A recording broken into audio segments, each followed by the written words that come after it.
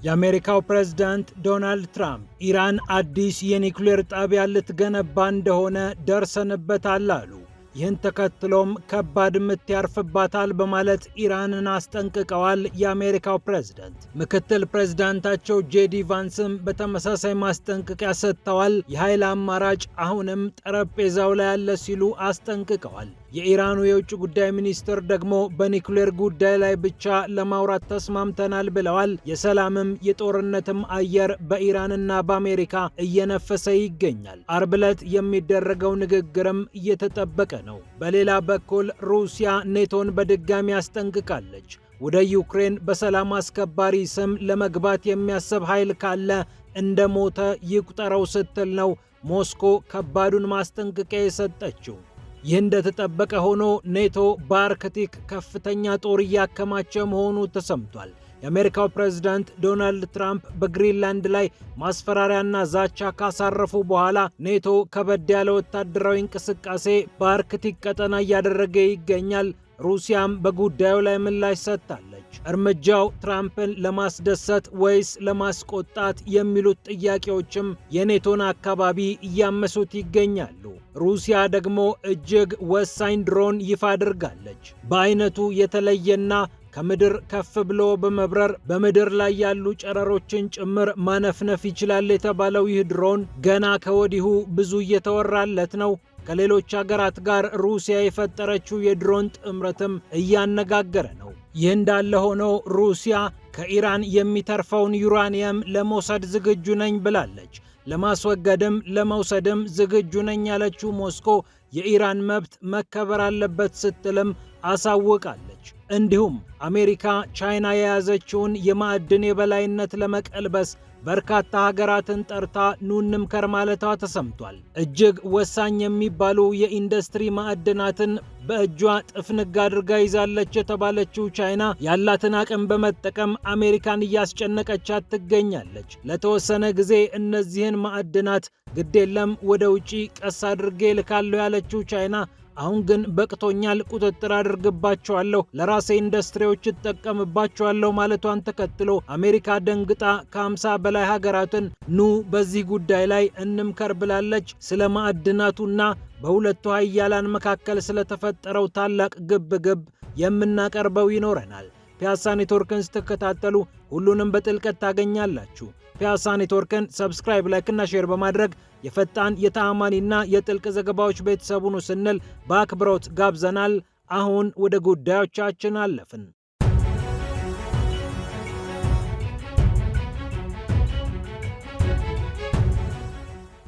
የአሜሪካው ፕሬዝዳንት ዶናልድ ትራምፕ ማስጠንቀቂያቸውን ቀጥለዋል። ኢራንን እያስፈራሩ የሚገኙት የአሜሪካው ፕሬዝዳንት አሁን ደግሞ መረጃ አዘል ማስጠንቀቂያ ነው ያቀረቡት። ኢራን እስካሁን ከገነባቻቸው አካባቢዎች ራቅ ባለ ቦታ አንድ የኒውክሌር ጣቢያ ልትገነባ ማሰቧን ሰምተናል። ይህንን ደርሰንበታል። ይህንን የምታደርግ ከሆነ ግን ውርድ ከራሳችን፣ ታላቅ ጥፋት ይፈጸማል በማለት የአሜሪካው ፕሬዝዳንት አስጠንቅቀዋል።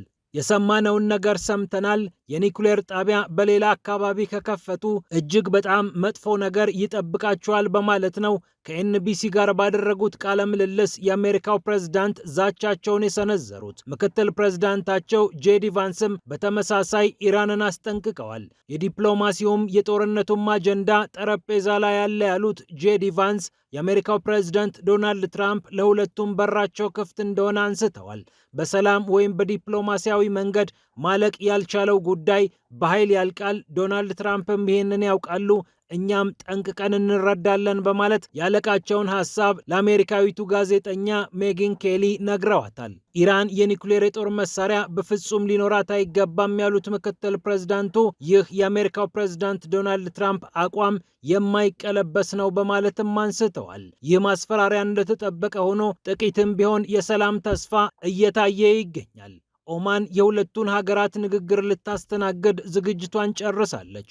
አርብ ዕለት እንደሚካሄድ የተገለጸው የኢራንና የአሜሪካ የኒውክሌር ንግግር በኦማን እንደሚስተናገድ የኢራኑ የውጭ ጉዳይ ሚኒስትር አባስ አራግቺ ተናግረዋል። አባስ አራግቺ ጥንቃቄና ዲፕሎማሲ በተሞላባቸው ቃላት ነው ንግግሩ እንደሚካሄድ ያረጋግጡት። የአሜሪካና የኢራን የኒኩሌር ንግግር በማለት አስምረው ነው የተናገሩት። የኒኩሌር ንግግር ያሉበትና አጽንኦት የሰጡበት ምክንያት ደግሞ ግልጽ ይመስላል። ምክንያቱም አሜሪካ 3 አጀንዳዎችን ነበር የመረጠችው። አንደኛው አጀንዳ አሁን አባስ አራግቺ እንነጋገርበታለን ያሉት የኒኩሌር አጀንዳ ሲሆን ሁለተኛው የባሊስቲክ ሚሳኤል ጉዳይ፣ ሶስተኛው ደግሞ በቀጠናው ያሉ ኃይሎችን የመደገፍና ያለመደገፍ ጉዳይ ነው። አባስ አራግቺ የሀገራቸውን አቋም በማንጸባረቅ በኒኩሌር ጉዳይ ላይ እናወራለን በማለት ሌሎቹን የአሜሪካ አጀንዳዎች እግረ መንገዳቸውን እንዳልተቀበሉም አረጋግጠዋል። ከዚህ ቀደምም ፕሬዝዳንቱም ሌሎች ባለስልጣናትም ይህንኑ በተመለከተ ሲናገሩ ነበርና።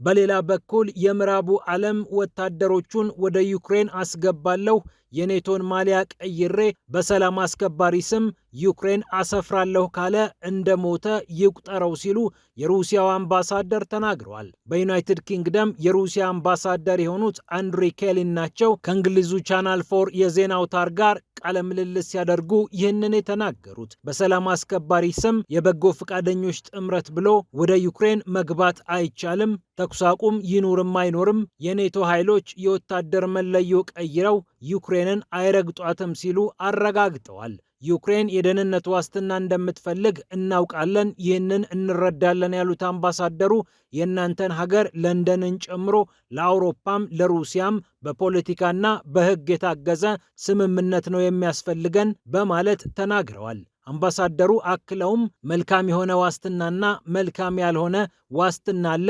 መልካም ያልሆነው ዋስትና ጦር በማስፈር ደህንነትን ለማረጋገጥ የሚደረግ ሲሆን፣ ሁለተኛው ደግሞ ሕግንና ፖለቲካን መሰረት አድርጎ ችግሩን በዘላቂው ለመፍታት የሚደረግ ስምምነት ነው። ይህ ደግሞ ለሁላችንም ለንደንን ጨምሮ የሚጠቅም ነው በማለት አስረድተዋል። በዩክሬን የሚገባ የኔቶ ኃይል በየትኛውም መልኩ ይመታል፣ እንደ ጠላት ይፈረጃል በማለት የሀገራቸውን አቋም አሳውቀዋል። ይህ እንደተጠበቀ ሆኖ ኔቶ በአርክቲክ ከፍተኛ የሆነ ወታደራዊ እንቅስቃሴ እያደረገ መሆኑ ታውቋል። የአሜሪካው ፕሬዝዳንት ዶናልድ ትራምፕ ግሪንላንድን ካልጠቀለልኩ ሞቼ ይገኛለሁ ያሉበት አንደኛው ምክንያት በአርክቲክ ቀጠና ሩሲያና ቻይና እንደፈለጉ እየፈነጩ ነው የሚል ምክንያት በማንሳት ነበር። ይህንን ነገር ለማረም ይመስላል ኔቶ በአርክቲክ ሩሲያና ቻይና እንዳይገኙ እኛ ኃይላችንን እናጠናክራለን በማለት እየተንቀሳቀሰ ነው ተብሏል። እንደ ጀርመኑ ዴር ስፔግል ዘገባ የኔቶ ሐሳብ ትራምፕን ማስደሰት እንጂ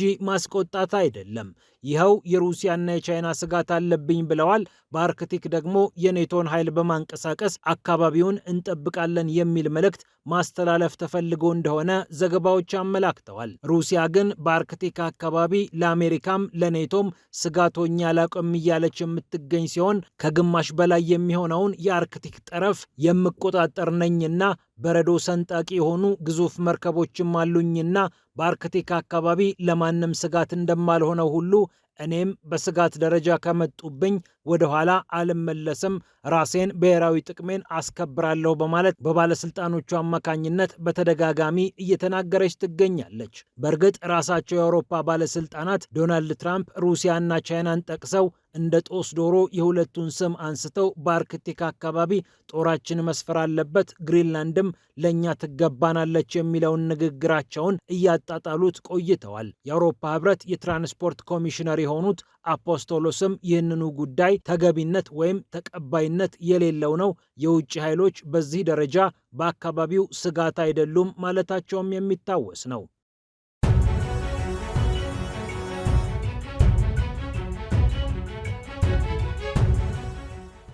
ይህ እንደተጠበቀ ሆኖ ሩሲያ አዳዲስና ዘመናዊ ድሮኖችን ይፋ ማድረጓን ተያይዛለች። ልዩ የድሮን ኤክስፖ ያዘጋጀችው ሩሲያ ከቻይና፣ ከኢራን፣ ከቤላሩስ ከ200 በላይ የሚሆኑ ኩባንያዎችን ጋብዛ ነው የድሮኑን ኤክስፖ እንካችሁ ያለችው።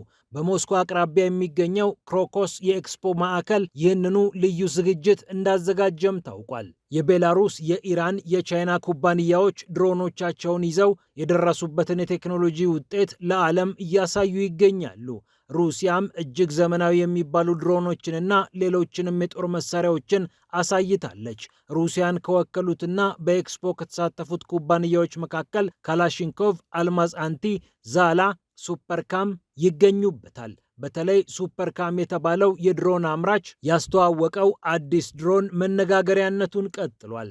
ኤስ-350 የተባለው ድሮን በአይነቱ የተለየ ለቅኝትና ለስለላ አገልግሎት የሚውል መሆኑም ታውቋል። የጋዝንና የጨረር ምጣኔን ከሰማይ ሆኖ ማነፍነፍ ይችላል የተባለለት ኤስ-350 ድሮን እጅግ በጣም ውጤታማ ድሮን እንደሆነ እየተወራለት ነው። ለሩሲያ ጦርም መረጃን በማቀበል ረገድ ወሳኝ ሚና እንደሚጫወት ይጠበቃል። 15 የሚሆኑ የቻይና ኩባንያዎችም ድሮኖቻቸውን ይዘው በሞስኮ አቅራቢያ ተከስተዋል። ዓለም የደረሰበት የድሮን ቴክኖሎጂ ብዙዎችን ማስደመሙን ቀጥሏል።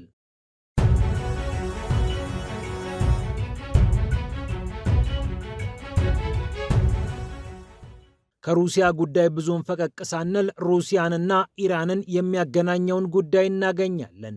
በመካከለኛው ምስራቅ ኢራንን ልመታ ነው ብላ እያስፈራራች ጦሯን እየሰበቀች የምትገኘው አሜሪካ ከኢራን ጋር ከማትስማማባቸው ጉዳዮች መካከል አንዱ የዩራኒየም ማበልጸግ እንደሆነ ይታወቃል። የበለጸገውን ዩራኒየም ኢራን ማበልጸግ እንደምትችል እናምናለን ያለችው ሞስኮ የሚተርፍና የማይፈለግ ነገር ካለ ግን ልናስወግድላት ወይም ልንወስድላት እንችላለን በማለት አሳውቃለች። የሩሲያ የውጭ ጉዳይ ሚኒስቴር መስሪያ ቤት ቃል አቀባይ የሆኑት ማሪያ ዛካሮቫ ናቸው ይህንን ያረጋገጡት። ኢራን መብት አላት፣ ዩራኒየም ማበልጸግ ትችላለች። ይሁንና የሚተርፍ የሚወገድ ነገር ካለ አቅማችንን ተጠቅመን ልናስወግድላት እንችላለን ብለዋል ዛካሮቫ።